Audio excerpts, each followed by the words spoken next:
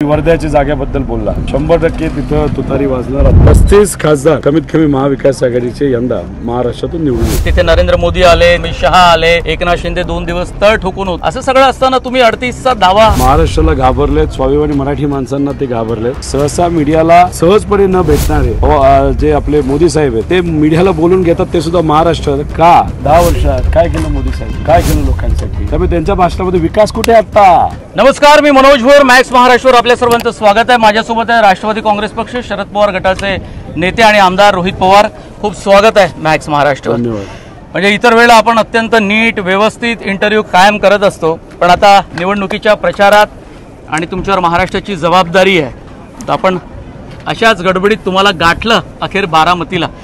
काय वातावरण दिसतं महाराष्ट्राचं साधारणतः? एक तर मला एक वर्धेची जागा आणि त्यावरची चर्चा खूप रंगतदार पाहायला मिळते की तिथे खूप धाकधूक निर्माण झाली आहे। महायुती आणि महाविकास आघाडीमध्ये अमर काळे आपल्या पक्षाच्या वतीने तिथे उभे आहेत। एक तर सुरुवातीला तुम्ही म्हणत असताना माझ्यावर सगळी जबाबदारी असं नाही, स्वाभिमानी जनतेवर आज जबाबदारी आहे की पुरोगामी विचार शिवशाहू फुले आंबेडकरांचा विचार जपण्याची।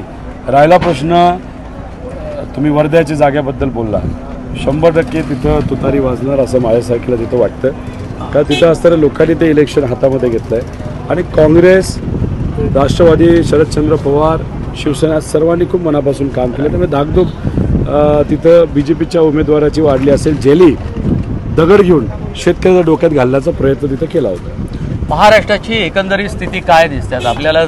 साधारणतः 2 टप्पे पूर्ण झाले, तिसराही होईल, मग चौथा 5वा राहील।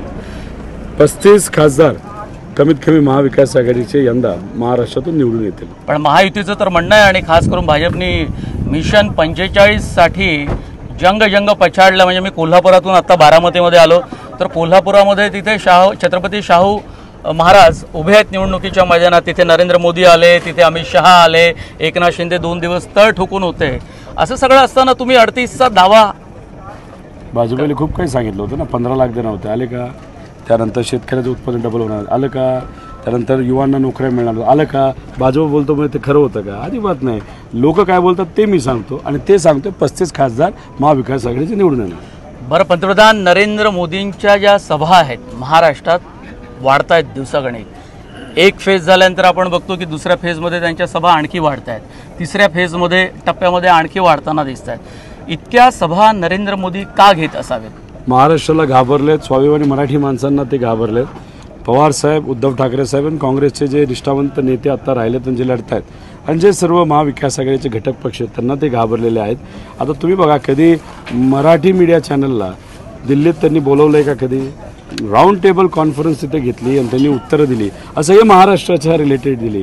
म्हणजे सहसा मीडियाला सहजपणे न भेटणारे जे आपले मोदी साहेब आहेत ते मीडियाला बोलून घेतात, ते सुद्धा महाराष्ट्रात का आणि सभा का जास्त घेत आहेत? तर मुख्य कारण असं, महाराष्ट्रच बिघाड करणारे भाजपच्या सगळ्या गणिताचं आणि महाराष्ट्रामुळेच आणि स्वाभिमानी महाराष्ट्राच्या लोकांमुळेच मोदी साहेब सत्तेच्या बाहेर जातील। भाजपचा जो मॅनिफेस्टो आहे, जाहीरनामा, आणि उलट काँग्रेसचा, आता काँग्रेस तुमच्या महाविकास आघाडीमधला एक प्रमुख पक्ष आहे म्हणून शेतकरी, मजूर, युवा, गरीब हे 4 अत्यंत की पॉईंट्स आहेत ज्याच्या भोवती ही निवडणूक फिरते असं आपल्याला दिसतात आणि त्या सेक्टरवरती जास्त फोकस नरेंद्र मोदी आणि महायुती करते महाराष्ट्रात आणि देशात सुद्धा। 10 वर्षात काय केलं मोदी साहेबांनी, काय केलं लोकांसाठी? जे काय ते बोलले होते ते झालं का? पूर्ण नाही झालं। त्यामुळे त्यांच्या भाषणामध्ये विकास कुठे आत्ता भटकती आत्मा आहे। त्यानंतर त्यांच्या भाषणामध्ये कुठंतरी हिंदू मुस्लिम आहे, हा समाज तो समाज, द्वेष याच्या व्यतिरिक्त कुठे आहे? म्हणून तर त्यांचा पुण्यासारख्या सभा 67% खुर्च्या तिथं मोकळ्या पडत आहेत। त्यामुळे विकास आता ते विसरलेत, कारण त्यांना माहिती आहे 2 वेळा लोक फसलेत विकासाच्या नावाखाली आणि आता तिसऱ्यांदा लोक फसणार नाही। भाजप आता हद्दपार होणार। राहुल गांधी, शरद पवार आणि उद्धव ठाकरे यांच्या काही एकत्रित सभा महाराष्ट्रात होण्याची शक्यता आहे, म्हणजे राहुल गांधींसोबत? कदाचित सगळ्यांनी ठरवलं असावं की राहुल गांधींनी वेगळं करावं, पवार साहेबांच्या वेगळ्या सभा झाल्यात, कधी एकत्र झाल्या। येत्या काळामध्ये 100% होऊ शकतात एकत्र सभा। 2 टप्पे झाल्यानंतर तिसऱ्या टप्प्यामध्ये निवडणूक प्रचारातले मुद्दे काही वेगळ्या वळणावर आलेले आपल्याला पाहायला मिळतात। भाजपकडनं जातीवाद, धर्मवाद, द्वेषाचं राजकारण हे खूप वाढत चाललं आहे त्यांच्या भाषणातून। पवार साहेबांवर टीका ते वाढवत चाललेत। त्यामुळे नक्कीच भाजपकडनं कुठेतरी बदल झाला आहे असं वाटतं. बदल याच्यामुळे झाला आहे की विकासाचे मुद्दे आता लोक विश्वास ठेवत नाही आणि त्यामुळे लोक भाजपच्या विरोधात, त्यामुळे पायाखालची वाळू ही आता कुठेतरी सटकत चालली भाजप. तुम्ही म्हणालाच म्हणून मला आता त्याचा तुम्ही उल्लेख केला. मला महाराष्ट्रात असं साधारणतः दिसतं की शरद पवार वर्सेस नरेंद्र मोदी अशी ही निवडणूक प्रचारातली थेट लढत पाहायला मिळते. खास करून ती दुसऱ्या टप्प्यामध्ये जास्त वाढत गेली. प्रत्येक याच्यात मोदी त्यांना काउंटर करण्याचा प्रयत्न करतात, मग पवार त्यांना मोदींना काउंटर करतात. नाही, पवार साहेब काउंटर करत नाहीत, उलट मोदी साहेब पवार साहेबांबद्दल बोलत आहेत. आणि मग भाषणातून पवार साहेब बोलत असताना मोदी साहेब कसे खोटं बोलत आहेत, नंतर मोदी साहेब कसे हवेत बोलतात असे. आणि ही लढाई सामान्य लोक विरुद्ध भाजप आणि महायुती आहे. आणि त्याच्या सामान्य लोकांचं प्रतिनिधित्व कोण करतं, तर पवार साहेब, उद्धव ठाकरे साहेब आणि काँग्रेसचे नेते आहेत. त्यामुळे पहिली ही लढाई सामान्य लोक विरुद्ध भाजप, आणि मग सामान्य लोकांचं प्रतिनिधित्व करणारे जे नेते येतात, पवार साहेब येतात, म्हणून पवार साहेब विरुद्ध भाजप नंतर मोदी साहेब हे आपल्याला बोलता येईल. बरं, ग्रामीण भागामध्ये प्रचार करताना तुम्हाला हिंदुत्वाचा मुद्दा, राम मंदिराचा मुद्दा कुठे जाणवतो? नाही, हाताला काम आणि पोटाला अन्न, जगण्याचं मुश्किल झालेलं आहे. जगायचं, कारण का शेवटी सगळ्यांच्या घरामध्ये हे मंदिर असतं, सगळ्यांच्या घरामध्ये देवघर असतं, लोक देवासमोर नतमस्तक होतात. पण लोकांना माहिती आहे की हा त्यांचा व्यक्तिगत विषय आहे. आणि महाराष्ट्रामध्ये अध्यात्माचा पगडा हा खूप मोठा आहे, भागवत संप्रदायाचा, वारकरी संप्रदायाचा.